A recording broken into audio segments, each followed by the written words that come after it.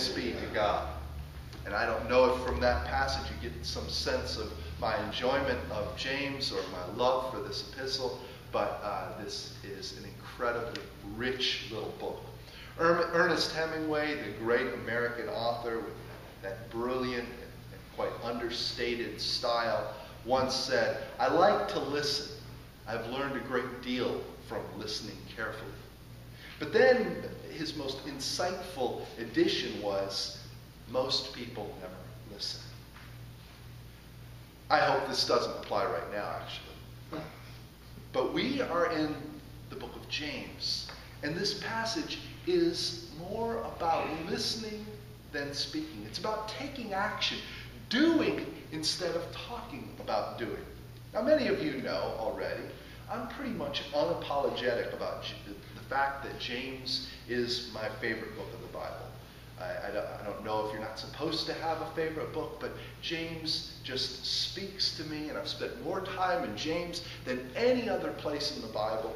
And over the years, I've read it over and over again, and it never ceases to speak to me afresh and anew, and to teach me something that I hadn't previously thought about. And that's something that's pretty amazing, considering you can sit down and read James silently to yourself in about 10 minutes if you're reading quickly, or 15 if you actually think through the words. And I think that this continues to apply. Today we celebrate, or will celebrate in just a few moments, the Lord's Supper. I hadn't forgotten. We will be doing the Lord's Supper.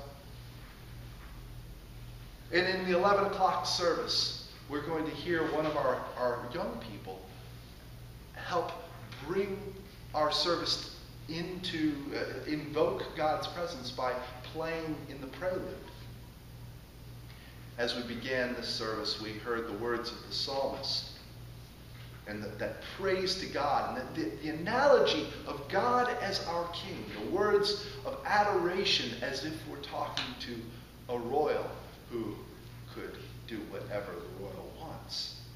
These pieces all come together as parts of our spiritual formation and who we are. And they're part of our practice of faith, of living out what we say we believe.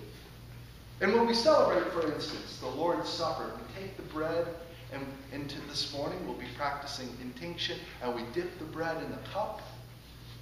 When we celebrate this holy moment, we're participating in something the church has been doing since the days when these words in James were first penned.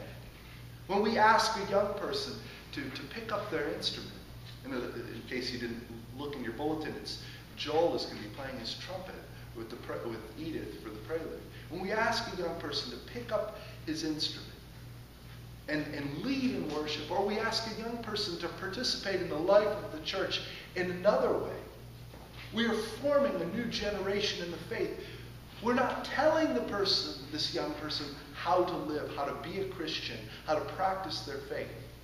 We're invoking them to participate. The Epistle of James, whoever James was, and the truth is, we don't know for certain.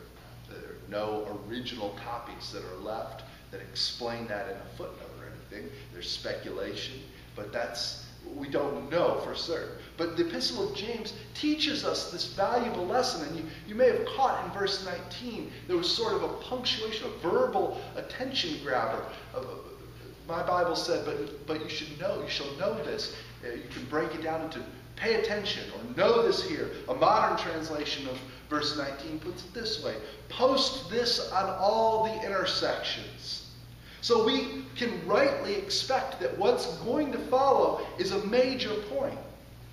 But when we hear the point, it's a bit surprising.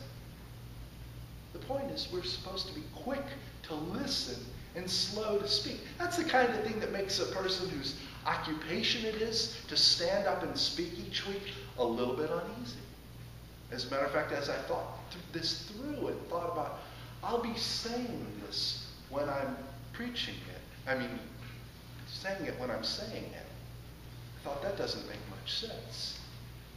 But James tells us we are to be quick to listen and slow to speak. And is that what we're supposed to do? We're to be quick to listen and slow to speak. Does this mean that we're not supposed to leave this place, go out into the world, and preach the gospel of Jesus Christ? As a people who follow Christ and seek to share God's grace with the Northern Neck and our world, what is this implication that we're not supposed to speak? We're used to the idea that we're to speak good news to our friends and neighbors, but this passage is pretty much unequivocal. Be slow to speak and quick to listen. The command is unexpected, but this is James. And in James, it's about what we do, not what we say we're going to do. One commentator, a lady named Sandra Hack-Pulaski, who lives in Richmond, actually, and is a delightful person. But she points out how this teaching can make us uncomfortable. And she writes, James creates a set of connections and oppositions that links mere hearing to quick, angry, and unprofitable speech, and ultimately to self-deception. On the other side are doing and meekness. And still, there's no mention of speech at all. And these, doing and meekness, are what lead to blessedness. The images in James are vivid. James uses incredible economy of words, saying so much and so little. But James also keeps this slight ambiguity so that we can fill in our lives and our circumstances and what we're facing and what we're going through. The image in James 23 and 24 of the mirror suggests this idea without saying, look at yourselves, of looking at yourselves, of looking at ourselves. As is always the case when I read James, I always find something new and fresh in my own situation, my own life. Every single time I open this little epistle. And this is no exception. We are a congregation who seeks to grow in our relationship with God and our relationship with one another. And in that desire, in this passage, we rediscover, or maybe discover anew, that truism of life. Listen, don't speak, listen. And we can do more, experience more, or greater intimacy with God, and continue our journey of growing in faith when we're listening and tuning in to what God might be saying to us in our lives. Hemingway was right. We learn more when we listen. And God can use us more effectively when we're learning and listening. Even the part of our covenant this morning, continue our covenant series, but even this part of our covenant about educating our children in the ways of the Lord sort of implies speaking, telling them something, making sure they know the rules, they know what they're allowed to do and not allowed to do. We, of course, have to say it to them in order to instill that into their little minds. It suggests talking, but the lesson that we can learn is one of participating and living out the life of faith. For example, playing one's instrument in worship teaches a young person that lived faith, practiced faith, the kind of faith that uses gifts is what is experienced and not what is said. We don't say, you know what, I'm able to do something, so therefore I'll do it. It's the act of doing it that is so formative. Our Christian journey is one that is lived and seen, and it's something that is acted out. And what we believe is acted out. When we lived in Puerto Rico a number of years ago, Eddie wasn't born yet, Dean was just a baby. We had, not as pets or intentionally, but we had fire ants occasionally. Has anybody had experience with fire ants? They haven't made it this far north yet, but they were definitely in Puerto Rico. One example is I was standing at the grill one time, and the way it works with fire ants is you'll feel a slight little sting. So I was standing there, I felt a little ping of a sting. And at that point you look down and your foot is covered with them, and then the sting starts to burn really bad. And you start sweeping them off, because then immediately you feel 5 to 10, 15 more little stings. And so I had this sort of Jerry Lewis moment, where I was running around the backyard, sweeping frantically back and forth across the window, and I think my mom was visiting at the time, and so Melanie and my mom and the baby are sitting inside just visiting, but out the window they probably could see this head going back and forth. Ah! That's what fire ants are, and that's what they do. They're hard to kill. If you take typical ant poison and go to one of their colonies and pour it on, the colony will just move over a few meters. You'll kill the ones right at the top, but the colony will just move over. One of my neighbors showed me how to take care of fire ants. He said that you could buy a big sack of granular fire ant poison, and the instructions on the sack are just pour it on the mound. But again, it doesn't always get them. They'll move over.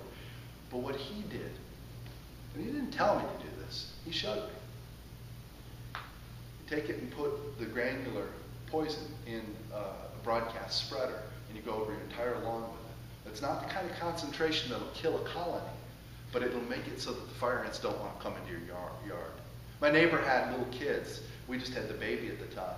But I knew that his kids were out playing in the yard all the time. They didn't seem to be really bothered by the fire ants. And I saw that I didn't have to take his word for it. I didn't have to listen to what he said. I watched him spreading the ant poison, and I said, that's how you do it. He didn't just tell me about it, he showed me, he lived it out, and he had as much at stake as I did. Little kids who you wanted to be able to play in the yard. Now, fire ants can't be ignored. If you see a new colony in your yard, you can't just hope they go away, because the colonies just get bigger and bigger, they grow. You have to act when you see fire ants. And it's like James in his mirror. You look in the mirror and you see your hair is all a muss. You don't walk away and, all of a sudden, maybe some teenagers, but you don't walk away and just ignore the hair being all messed up. You act. Do something. You don't forget until you've looked in the mirror and reacted and done something. When we see ourselves, we're supposed to act.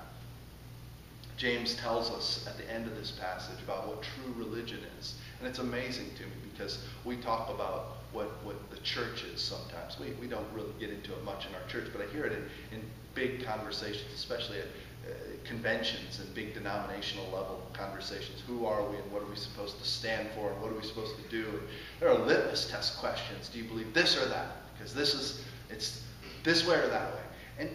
And James 1:27 always comes to my mind, because it's so crystal clear. True religion is this: taking care of the widows and the orphans. The widows and the orphans are emblematic for those who cannot take care of themselves. And keep yourself undefiled, unstained by the world. Notice there's not a single word about talking, about telling people about faith. Both of those are things that are done and lived. This early Christian teaching is about listening and doing, being open to God. That's the listening, and living it out. As a matter of fact, I'm going to stop talking so that we can turn our attention to living it out. Will you bow your heads with me?